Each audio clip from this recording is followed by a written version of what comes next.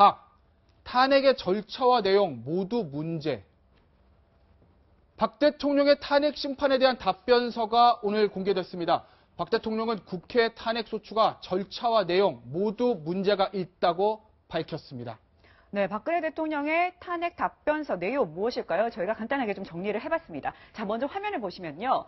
자, 절차 문제 있다라고 하면서 제기한 부분이 바로 이번 부분입니다. 자, 공소장에 있는 그리고 기사 내용들은 모두 증거가 없다 이렇게 얘기를 했습니다. 그러니까 네. 저희가 제기한 뭐 최순실 씨 비선실세 이런 부분, 네. 그다음 세월호 부분 이런 것은 모두 증거 없다 이렇게 얘기를 했습니다. 했고요. 그뿐만이 아니고요. 자, 국회 소추 절차에서 대통령의 항변 기회가 없었다라고 얘기를 했습니다. 그러니까 탄핵을 할 당시에 나는 내 입장을 변호를 했어야 되는데 그럴 기회를 주지 않았으니까 이건 무효다 이렇게 얘기를 했습니다. 이뿐만이 아니고요. 100만 촛불 집회로 인한 탄핵. 자, 100만이나 모여서 촛불 집회를 했는데 이게 탄핵의 근거가 됐는데 이거는 대통령 임기를 보장해야 되는 헌법을 무시한 거다 이렇게 얘기를 했어요. 크게 말하면 예. 뭐 틀린 말들은 아니에요. 법적으로 다 어떻게 보면 맞는 말이 될 수가 있습니다. 예, 예. 특히 언론에 제기된 의혹을 갖고 그거를 증거 자료로 냈거든요. 아, 요 첫 번째 거 예, 첫 번째 부분이 그거 객관적 증거가 될 수 없기 때문에 부적하다고 얘기를 한 거고 예. 또 국회법에 법사위에 예. 출석해가지고 뭐 어떤 항변할 수 있는 어떤 절차가 필요합니다. 아, 그렇죠. 근데 상황상 우리가 알다시피 조금 급하게 가다 예, 보니까 법사위 절차를 거치지 못한 부분, 예. 그걸 항변 기회 박탈로 이제 얘기를 한 것 같고 예. 또 마지막 이제 결국은 촛불 집회 때문에 삼권 분립을 훼손하고 예. 한 게 아니냐 주장을 예, 예. 하는 게 절차상 문제가 있다라도 법적인 걸 조목조목 좀 얘기한 것으로 좀 보입니다. 아, 근데 뭐 앞에 두 개는 뭐 그렇다 치더라도요. 이거는 국민들이 보면 굉장히 좀 분노하실 것 같은데 100만 촛불 집회로 인한 탄핵은 나는 임기 5년 무조건 보장되는 건데 100만이 아니라 1000만이라도 나는 5년 채워야지 왜 촛불 민심 때문에 날 탄핵하냐 이런 얘기죠. 사실 박 대통령의 탄핵 심판 답변서 내용 중에 예, 지금 예. 소추 절차 문제 있다라고 얘기를 예. 하면서 저 세 가지를 들고 있는데 예. 사실 법적으로 봤을 때 저 세 가지는 절차상의 문제라고 보기 좀 어렵습니다. 아, 그래요? 그러니까 박근혜 대통령 측 변호인이 이제 주된 답변서 근거를 처음부터 이거는 네. 탄핵 사유가 아니다 또는 탄핵 사유에 뭐 증거가 없다 이런 사실이 없다 네. 이런 판단으로 들어가기 전에 먼저 절차부터 문제 있다 이런 얘기를 하기 위해서 거기다가 이제 그 절차 문제가 왜 있는지를 이렇게 세 개를 들 것 처음에 같은데 설명하기 전에. 예, 근데 사실은 공소장이나 기사가 객관적 증거가 될 수 없는 거는 본안 판단의 문제인 거지 절차 문제 절차 아니고 문제 아니라는 얘기죠. 국회 소추 절차에서 대통령 항변기에 박탈 뭐 이런 말은 하실 수 있어요. 네. 하지만 대통령은 언제라도 기자회견을 열어서 자신이 하고 싶은 모든 말을 국민께, 국회도 아니죠. 국민께 할 수 있는 기회가 늘 열려 있었고 실제로 예. 3차에 걸친 담화를 하셨죠. 그리고 또 검찰 단계에서도 본인이 직접 가서 그것도 변호인 대동해서 가서 검찰 수사에 자신이 하고 싶은 진술을 하거나 또는 진술 거부까지 할 수 있는 권리가 있었음에도 본인이 검찰 수사를 거부했습니다.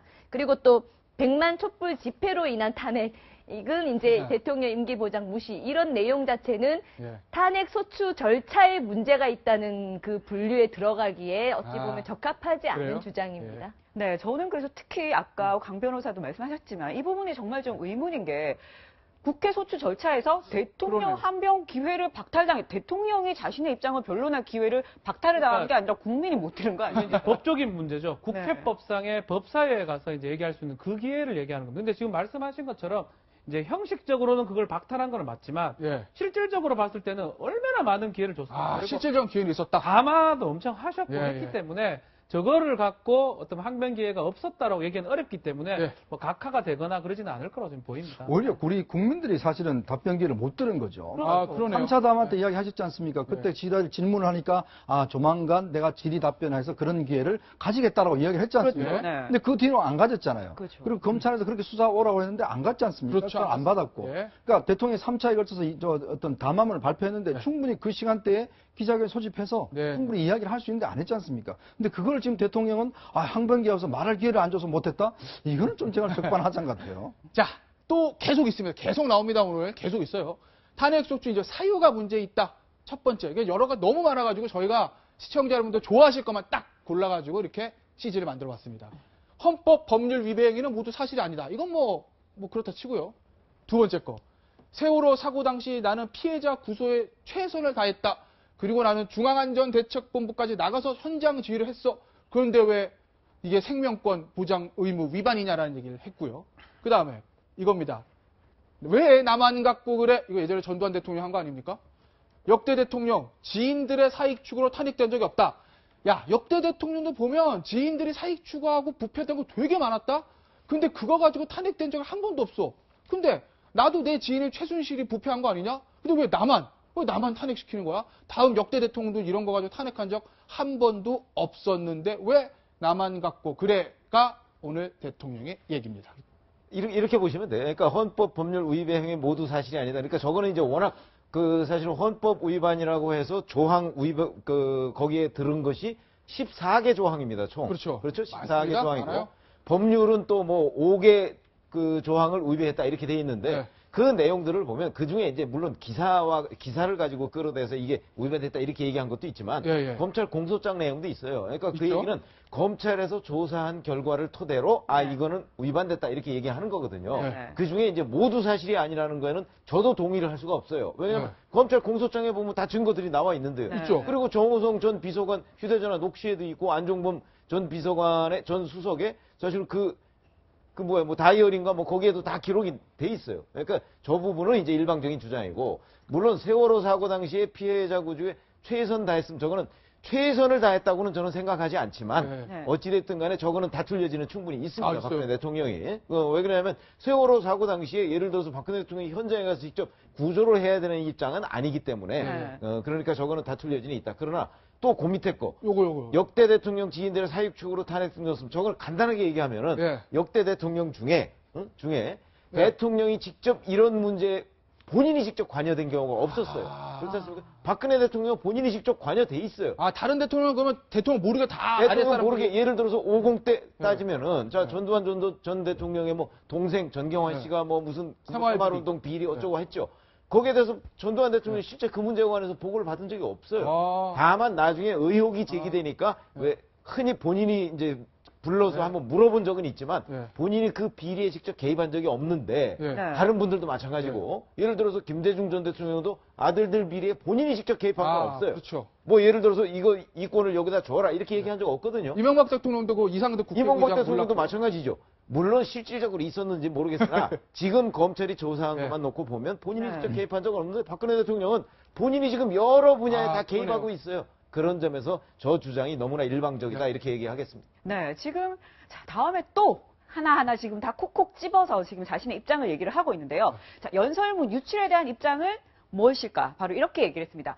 연설문 유출은 지인의 의견을 청취한 것뿐이다. 난 최순실한테 그냥 의견을 물었고 들은 것뿐이지 최순실이 시킨 대로 한 거 아니야.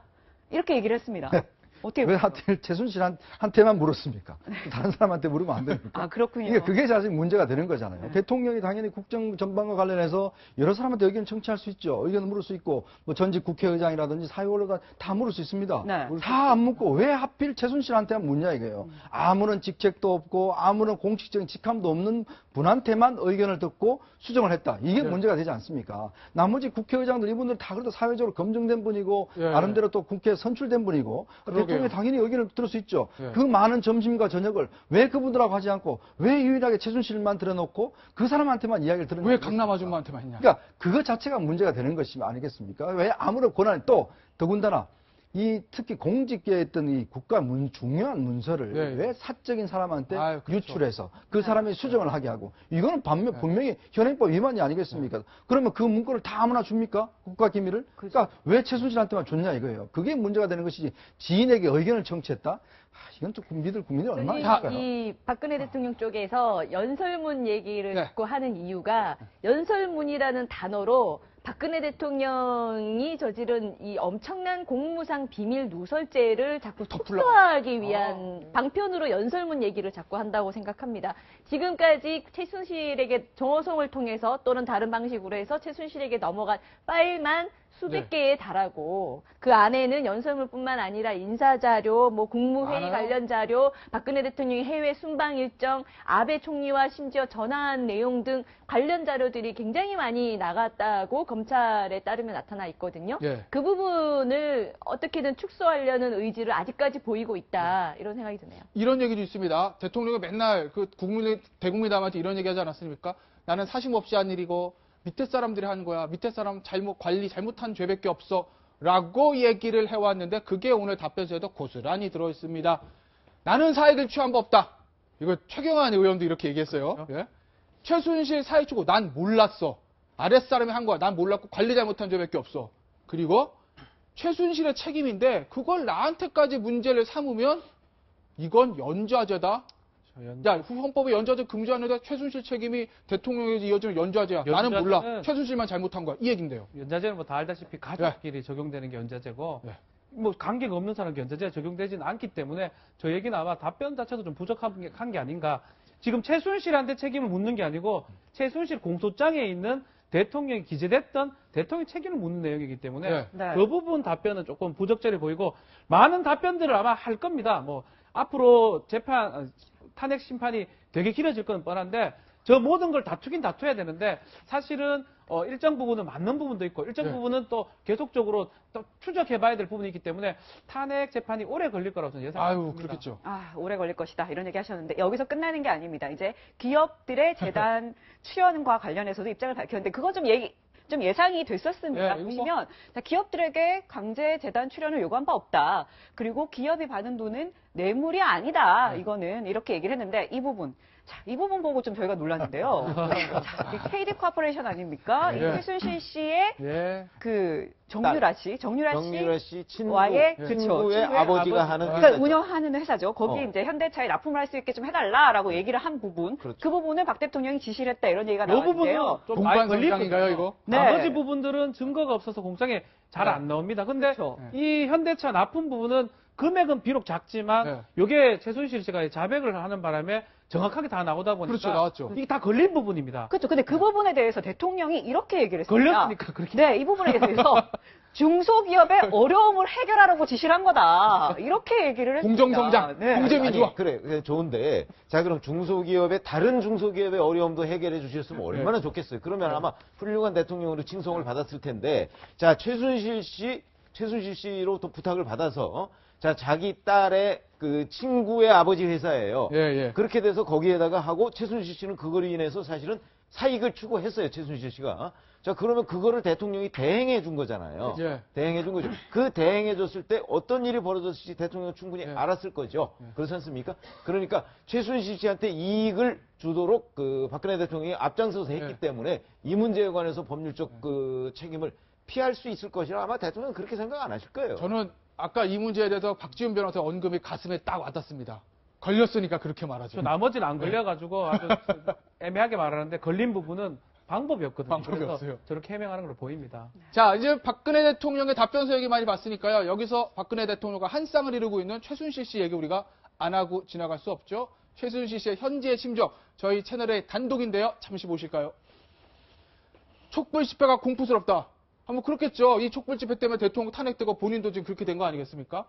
너무나 많은 사람이 두렵다. 역시 100만 넘는 민심은 최순실 씨도 두렵게 하나 봅니다. 일이 이 정도로 커질 줄은 몰랐다. 내가 죽일 X다. 뭔가 반성을 하는 것 같기도 한데, 그런데 그 다음 얘기 보실까요? 본인의 범죄를 부인한 얘기가 나옵니다. 자, 대통령이 연설문과 정책문서도 봐달라고 먼저 부탁했다. 이건 뭐죠? 야, 난 잘못한 거 없고 대통령이 부탁해서 한 거야. 아까 박근혜 대통령은 최순실 이익은 내가 취한 게 아니다. 나는 몰라. 최순실 잘못이다. 최순실의 공을 넘겼고요. 최순실 씨는 대통령이 부탁한 거지 나는 몰라 라고 서로 미루는 모양새인데. 이 부분은 아마 법정에 가서도 얘기할 걸로 보입니다. 조금 번복하는 건 뉘앙스인데요. 사실은 공무상 기밀누설, 법적으로 봤을 때는 공무상 기밀누설 이런 게 문제가 되는데 본인은 그냥 받아본 사람이기 때문에 범죄가 되지 않습니다. 막 그런 상황이기 때문에 본인은 빠져나가려고. 지금 남은 거는 직권남용 공범하고 사기미수 이런 건데 그것도 같이 빠져나가고 이 부분은 빠져나가면서 어쩌면 대통령한테 지금 와가지고 둘이 뭐 같이 갈 수도 없는 상황이고 그러다 보니까 조금 결별하는 뉘앙스로 이런 얘기를 하는 게 아닌가. 부탁했는데 보여주는데 뭐 눈에 보이는 거 그냥 봤을 뿐인데 그 얘기거든요. 막 그런 얘기로 본인을 변호하는 상황이 아닌가 이렇게 보입니다. 네, 지금 어쨌든 최순실 씨 재판이 이제 이번 주 시작되지 않습니까? 자, 이 얘기를 보면 최순실 씨의 재판에 임하는 전략이 보이는 것 같습니다. 지금 대통령이 먼저 부탁을 했다. 내가 하려고 했던 게 아니다. 이런 입장 아닙니까? 모든 거 그럼 대통령 책임이다. 이 얘기를 하는 거죠. 근데 사실 최순실 씨의 저 입장이 어느 정도는 상식에 맞는 얘기죠. 왜냐하면 네. 최순실 씨는 대통령이 아니거든요. 청와대 안에 공무원도 아니었어요. 그러면 박근혜 대통령의 연설문이나 정책 문서 같은 거에 대해서 의견을 내기 위해서 일단 받아봐야 되는데 강제로 빼오는 방법이 있습니까? 강제로 했을 리가 없어요. 그렇죠. 대통령 내지는 청와대의 인물이 보내줘야만 가지고 보는 거기 때문에 사실은 연설문 등 청와대 내부 문서와 관련돼서는 최순실 씨는 아마 끝까지 대통령이 먼저 보내줬다 또는 대통령이 허락했다, 부탁했다 이렇게 진술할 것 같습니다. 그리고 그게 상식에도 맞겠죠. 근데 저게 실제 상황을 보면 이렇게 됐을 거예요. 아마 박근혜 대통령이 되고 난 이후에 이 연설문 좀 봐줘 이렇게 한 게 아니고 대통령 되기 훨씬 전부터 이미 최순실 씨는 박근혜 대통령이 저 한나라당 대표 시절부터 연설문 같은 거에 관여를 한 거예요. 네. 그게 계속 연장돼 왔는데 중간에 박근혜 대통령이 됐을 뿐이에요. 그렇게 되니까 그러니까 이 전 단계, 대통령이 되기 전 단계에는 박근혜 대통령이 이거 좀 봐줘라고 얘기하고 그 부분을 최순실 씨가 봤더라도 그 아무런 문제가 되지 않아요. 그렇지 않습니까? 그렇죠. 그런데 중간에 박근혜 대통령이 됐단 말이에요. 당선이 됐어요. 됐죠. 그다음부터는 이제 문제가 돼요. 누구한테 문제가 되느냐? 바로 박근혜 대통령이 이 공무상 기밀, 이걸 누설한 혐의가 되고 저 최순실 씨가 저런 입장을 계속 그 주장을 하면은 본인은 죄가 없는 게 되는 거죠. 그래서 저건 아까 말씀하셨듯이 바로 본인 방어용으로 저런 주장을 하고 있는 것으로 보입니다. 네.